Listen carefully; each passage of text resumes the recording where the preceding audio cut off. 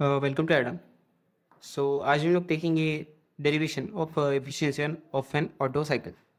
सो अगर आपको पता है कि ऑटो साइकिल की जो पीवी डायग्राम होती है उसकी फंक्शनिंग कैसी है, तो आप इजीली इससे डिराइव कर सकते हो। और अगर आपको एक्सप्रेशन पता है तो आप कहीं लिख भी सकते हो। सो एफिशिएंसी जो एक्सप्रेशन होता है ऑटो साइकिल के लिए होता है 1 - 1 divided by R to the power gamma minus 1।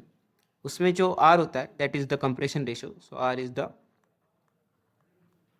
Compression ratio and gamma is nothing but adiabatic gas constant. So अगर आप ये इक्वेशन पता है, सो आप ये लाइक पहले से ही लिख सकते हैं, तो कि हमें पता होना चाहिए कि हम डिराइव क्या कर रहे हैं। So that is what we are deriving.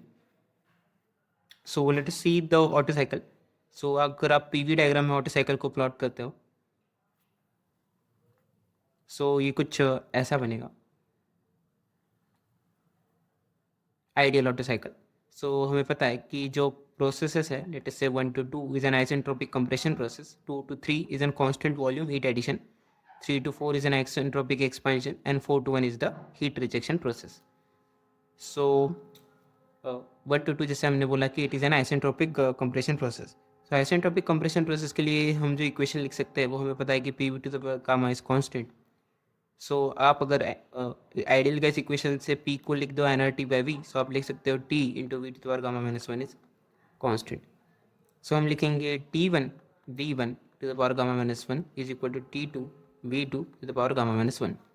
सो इससे हमें मिलेगा कि T1/T2 is 1/R to the power gamma minus 1। हमने ऐसे कैसे लिखा कि V2/V1 को हमने 1/R क्यों लिखा?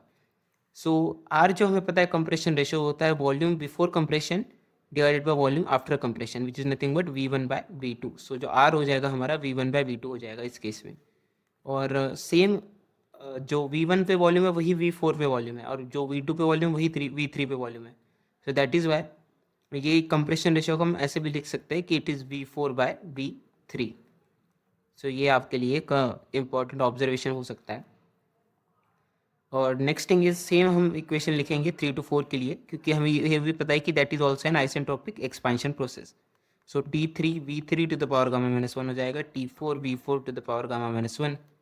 और so it is T4/T3 now is equal to V3/V4, जो कि हो जाएगा again 1/R to the power gamma minus 1। so let us say equation number 1, और इसे कहते थे इक्वेशन नंबर 2। सो अगर आपको एफिशिएंसी का जो बेसिक मीनिंग है, इफिशियंसी का बेसिक मीनिंग होता है कि वर्क कितना कर रहे हैं डिवाइडेड बाय हमने हीट इनपुट कितना दिया है। सो work done divided by heat input is the basic like formula of efficiency, जो हर बार हम रेफ्रिजरेटर्स के लिए या फिर कहीं भी अप्लाई करते हैं किसी भी साइकिल के लिए। कार्नोट साइकिल की एफिशिएंसी के लिए आपको सेम ही फॉर्मूला होगा, यूनिवर्सल फॉर्मूला इज कि work done upon heat input. बस ये अलग अलग फॉर्म्स ले लेता है according to different different cycles. So work done का हम कैसे लिखेंगे? सो वर्क डन हम इस तरह से भी लिख सकते हैं कि हमें पता है कि 2 to 3 में हीट एडिशन हो रहा है, जो हम फ्यूल बर्न कर रहे हैं 2 to 3 में वो कंबशन हो रहा है, constant volume combustion for an auto cycle. और 4 to 1 में वो हीट रिजेक्ट हो जा रहा है, so it is the heat rejection. So अगर आप फर्स्ट लॉ ऑफ थर्मोडायनेमिक्स लगाएंगे for the entire cycle, so हम बोल सकते हैं कि Q is equal to delta U plus W according to first law of thermodynamics. First law of thermodynamics. So हम बोल सकते हैं कि जो साइकिल के लिए डेल्टा यू जीरो हो जाएगा, क्योंकि आप लेटेस्ट से आप 1 से स्टार्ट कर रहे हो और 1 पे ही फिर से आ जा रहे हो। एंड यू जो होता है that is the point function, it is not the path function. So you हमारा है पॉइंट फंक्शन। पॉइंट फंक्शन का मतलब होता है कि अगर आप 1 पे जो वैल्यू होगी, अगर आप फिर से 1 पे आ जाओगे तो वही वैल्यू आपको मिलेगी। सो आपका जो नेट है या फिर आपका जो चेंज है वो ज़ीरो आ जाएगा। So delta U for a cycle is zero for a cycle, for a cycle. So हमें पता क्या चला कि जो हम वर्क डन है वो हम लिख सकते हैं हीट एक्सचेंज के हिसाब से। सो जो हीट एक्सचेंज है वो हमारा है कि हीट इनपुट है माइनस हीट आउटपुट, जो हमारा डेल्टा क्यू है, या फिर क्यू नेट जो हम बोल सकते हैं वो है डेल्टा इन माइनस डेल्टा आउट, क्योंकि हमने कुछ हीट दिया और कुछ हीट उसमें से चला गया। सो जो नेट हीट है वो हमारा आएगा Q in minus Q out. सो हम वर्क डन को इसी में पुट कर देंगे कि Q in minus Q out divided by heat input is nothing but Q in. So हमारा क्या है 1 - Q out divided by Q in. So हमारा जो मेन अभी काम हो जाएगा वो हो जाएगा क्यू आउट और क्यू इन पता करना। सो क्यू आउट या क्यू इन जो भी है वो आप देख सकते हो कि कांस्टेंट वॉल्यूम प्रोसेसेस है, 2 to 3 हो गया या 1 to या 4 to 1 हो गया। सो कांस्टेंट वॉल्यूम प्रोसेस के लिए हम हीट इनपुट ऐसे लिख सकते हैं कि it is nothing but n C V delta T. और कांस्टेंट प्रेशर अगर ये प्रोसेस होता है तो हम क्या लिखते हैं, n C P delta T. So ये एक चीज़ है। ये कैसे आता है, आप again first law of thermodynamics पे अगर आप जाओगे तो आपको पता चलेगा कि Q is equal to delta U plus W. Latest से हम 1 to 2 के लिए सॉल्व कर रहे हैं, 1 to 2 के लिए कर रहे हैं, सॉरी 2 to 3 के लिए, क्योंकि वो कांस्टेंट वॉल्यूम प्रोसेस है और उसके लिए निकालना है हमें कि हीट इनपुट या आउटपुट कितना है।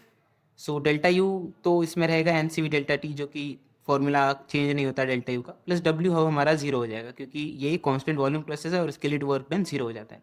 सो बचा क्या, n C V delta T. So वो हमारा हो जाएगा हीट जो भी चेंज है या फिर heat exchange. So n C V delta T हमारा आ गया।